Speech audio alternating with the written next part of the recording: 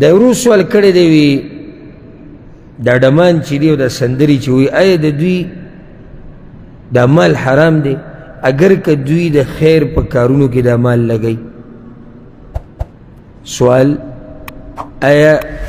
دا ډمان چې دا مال ګټي دا حرام دی اگر که دا مال بعض حصه دوی په ښو کارونو کې لګوي الجواب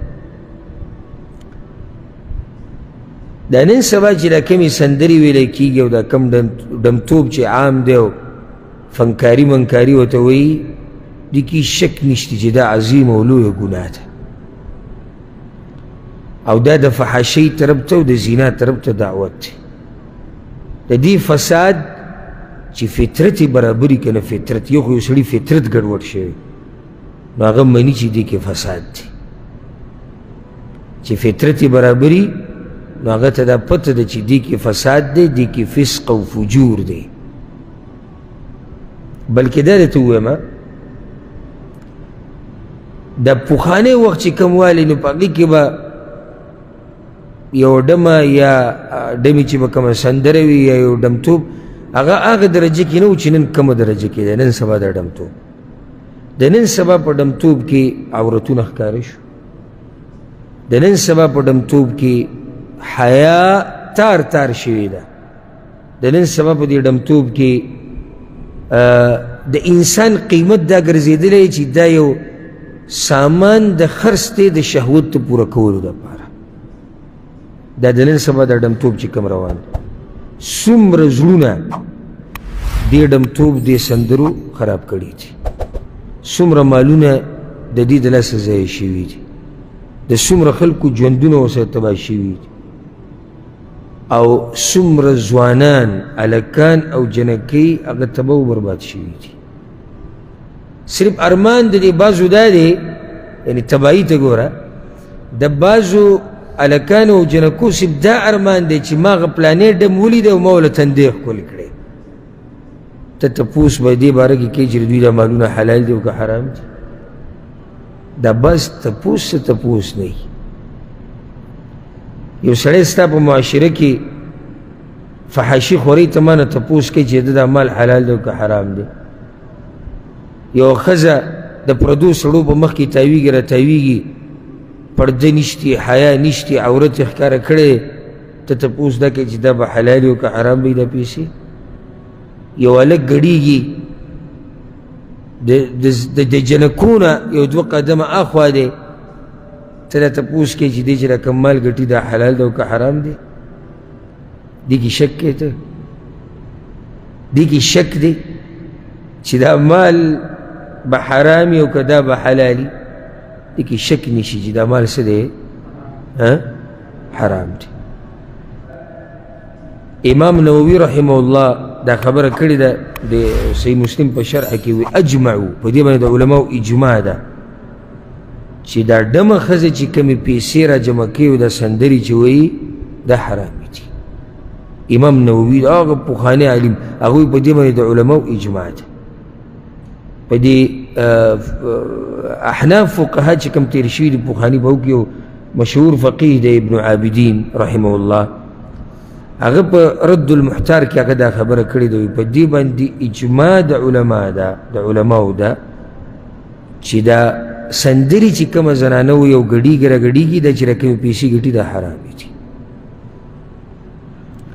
نو دا حرامې دي کې څه شک نشته یو روپۍ چې دوی ګټي دا ټول حرامې دي او بله ورسره صاحب د سوال دا وایي چې هغوی په نیکو کارونو کې لګوي نو جواب دا واوره مال په بعضو ښو کارونو کې لګول د دې سره باقي مال نه صفا کېږي دا قانون کوم ځای کې راغلی دی چې مال په ښځې کې ته ولګوه نو هغه حرام باقي چې دی هغه څه شو هغه حلال شو نه هغه حرام دی حرام دی بلکې تپوس دا وکړه دا چې په ښه کارونو کې لګولی دا ته الله قبلوي او که نه قبلوي دا تپوس وکړه دا د یېرې خبره ده ځکه چې هلته حدیث کې دا راځي په صحیح بخاري صحیح مسلم کې دا حدیث دی چې ولا يقبل الله إلا الطیب او الله نه قبلوي مگر پاک مال تپوس دا پکار دی چې دا مال چې کوم دوی په دې خو کارونو کې لګولی دا به دې الله قبول کړي او که نه نه دی دا تپوس کوي د دې د لاسه به دا باقي مال حلال شي او که نه حرام حرام دی قانون دا واله هر هغه مال چې ته په داسې طریقې سره ګټې چې هغه طریقه شریعت حرامه کړې ده دغه مال حرام دی او دې کې صرف ډمتوب نه دی دې کې نور هم ډېرې طریقې رالي چې هغه ناروا دي او دا ډمان په دې باندې دا خلک چې کوم مال لګوي او بیا د پښتانه او په ځان بیا نه پوهېږي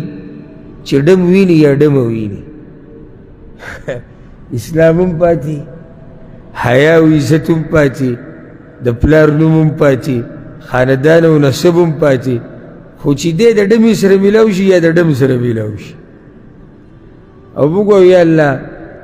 چېرته یو قیمتي انسان سره یا الله زموږ ملاقات وکړه چې فایده ترې والو د دین او د دنیا او یا الله چې عزت هم ډېر شي په دین او په دنیا کې او یا الله تا ته پرې نږدې شو او یا الله د ګناهونو نه بې منع شو د داسې کسانو سره هم یا الله میلاو کړه چې یا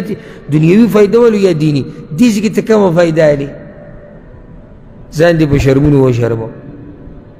نو بیا د یو دستخط دپاره لیونو لګېدلي او دستخط کې څه دي پېنې داسې ته ورته وکړو د ځان سره یې ښود وي دا هغه پلاني ډمې دستخط کړی حیا وله هم نه ورځي دا خبرې کوي پلاني ډمې او پلاني ډم چې دا دستخط کړی او پلاني زما په سر لاس راښکو دی د ډم به یاد کړي نو الله یې زموږ په حال راحم وکړي امت به څه مخکې لاړ شي چې په ایرپورټونو کې یو ډم ته او یو ډمې ته انتظار کېږي او په هغوی باندې ګلونه شیندلی کېږي او د هغوی نه د سخت اخیستو دپاره لیونونه لګېدلي د امت به څه مخکې لاړ شي د امت ځوانان به څه مخکې لاړ شي چې د کرکټ میچ په بیللو باندې سترګې سرې کېږي اوښکې روانې دا ځوانان به مخکې لاړ شي طبیعت یې خراب دی رویدنو سره خبرې مه کوه نو ویسي چلوي پاکستان میچ بیللی او افغانستان میچ بیللی دی